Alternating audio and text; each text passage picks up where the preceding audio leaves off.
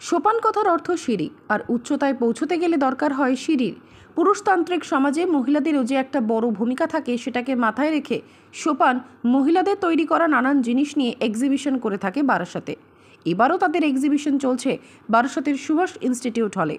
এক্সিবিশনে থাকা নানান ধরনের জিনিস সকলের নজর কেড়ে নেয়। এই এক্সিবিশন নিয়ে সোপানের কর্ণধার দ্যুতিলেখা মুখার্জি জানান, সোপান মূলত আমার একটা অর্গানাইজেশন।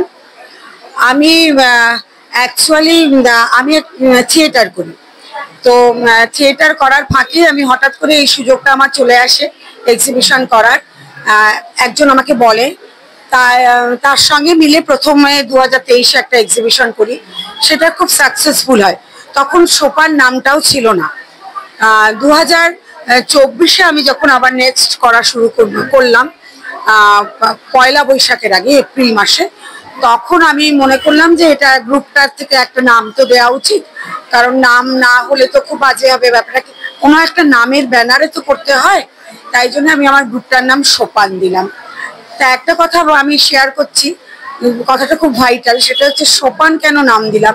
সোপান মানে তো সিঁড়ি, আর এই সব এক্সিবিশনগুলোতে মূলত মহিলারাই বেশি থাকেন, পুরুষরা থাকেন না আমি বলছি না, একবারও মহিলারাই বেশি থাকেন।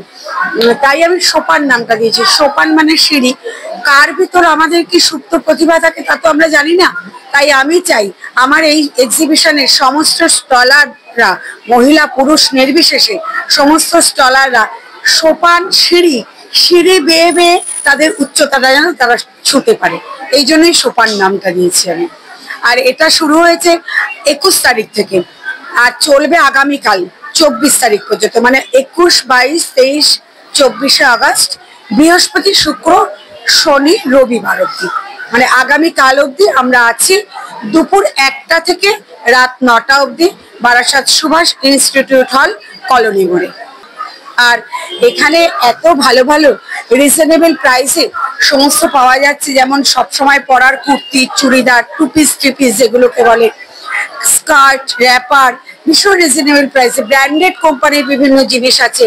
তাছাড়া খুব ভালো ভালো শাড়ি আছে, হাতের কাজ করা শাড়ি বলুন, বা pure silk, Bishnupuri pure silk, Bishnupuri কাতান, একদম পিওর আর কি, ঘিচা, তসর, মুগা, এই ধরনের বিভিন্ন রকম ভ্যারাইটিস। তার সঙ্গে কটনের শাড়িও আছে, শান্তিপুর, ফুলিয়া, তারপর আপনার সব হাতে তৈরি কাঁথা স্টিচ, গুজরাটি স্টিচের সমস্ত শাড়ি, মানে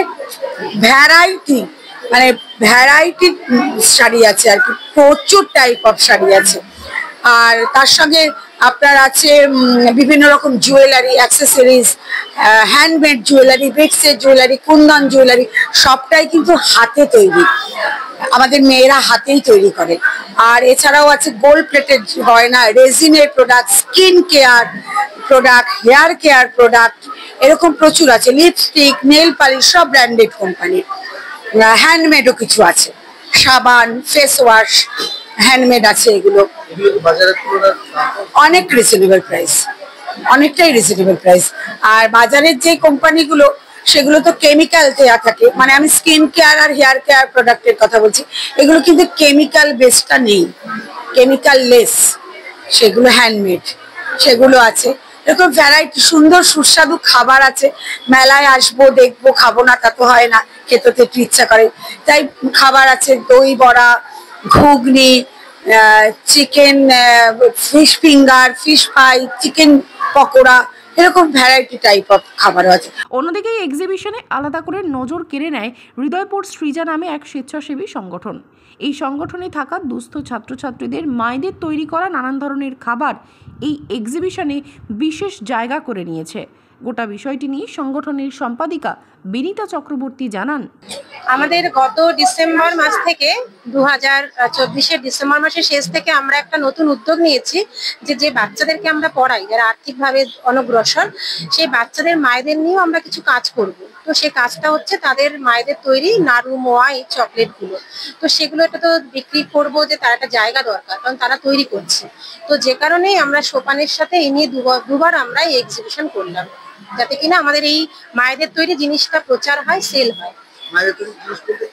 এখানে আমাদের মোয়া আছে, বিভিন্ন ধরনের মোয়া আছে, চিড়ের মোয়া, তিলের নাড়ু, মুড়ির মোয়া, খইয়ের মোয়া, তারপরে নারকেলের মোয়া, নাড়ু, তারপর তালের বড়া, এবং আরো একটা আছে আমাদের বাড়িতে তৈরি হয় চকলেট, এবং সেটা জন্মদিনে বা বিশেষ অনুষ্ঠানে নাম লেখা চকলেটও আমাদের মায়েরা তৈরি করে। এবং প্রয়োজন অনুসারে যদি কেউ আমাদের অর্ডার দেন তাহলে তারা বাড়িতে বসেও এটা পেতে পারেন। এয়ার ইনফ্রাস্ট্রাকচারের উদ্যোগে অহনা অ্যাপার্টমেন্ট বারাসাতের হৃদয়পুরে নৃপেন ঘোষ সরণিতে তৈরি হচ্ছে নতুন আবাসন প্রকল্প। থাকছে একগুচ্ছ বিশেষ সুবিধা, লিফট থেকে শুরু করে ডিপ টিউবওয়েল, এছাড়াও থাকছে সাউন্ড প্রুফ জেনারেটর এবং কার পার্কিং এর সুবিধাও। এখানে 2 এবং 3 BHK ফ্ল্যাট রয়েছে, এছাড়াও থাকছে আরো একগুচ্ছ বিশেষ সুবিধা। বিস্তারিত জানতে ফোন করুন স্ক্রিনে দেওয়া ফোন নম্বরে। সাধ্যের মধ্যে স্বাদ পূরণ।